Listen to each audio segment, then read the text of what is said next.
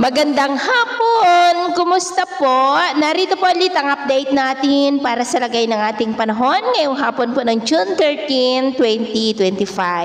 Sa ngayon po ay unti-unti na lumalayo ang hanging habagat dito po sa ating kalupaan na hinahatak po palayo ng bagyong si Wutip na nasa silangan na po ngayon ng Southern China. Pero kasabay ng paghina ng habagat, dito po sa Luzon ay ang pag-iral naman ng Intertropical Convergence Zone dyan sa may Mindanao na magpapaulan naman po dyan at ito naman ay pinapakita ng forecast model na ating ginagamit hanggang sa susunod na 2 linggo ay posibleng storm free po tayo pero hindi pa rin inaalis ang posibilidad na may mabuo muli na sama ng panahon sa silangan ng ating bansa sa susunod na mga araw.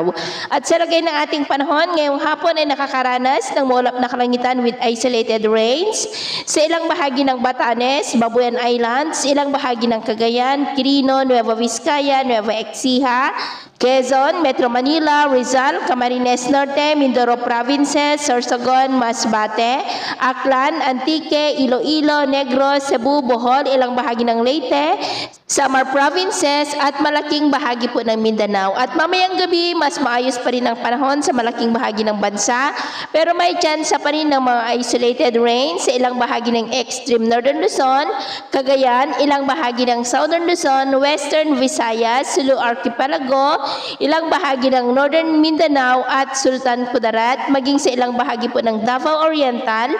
Kaya mag-ingat pa rin tayo dahil posible pa rin ang mga banta po ng mga pagbaha at pagguho ng lupa.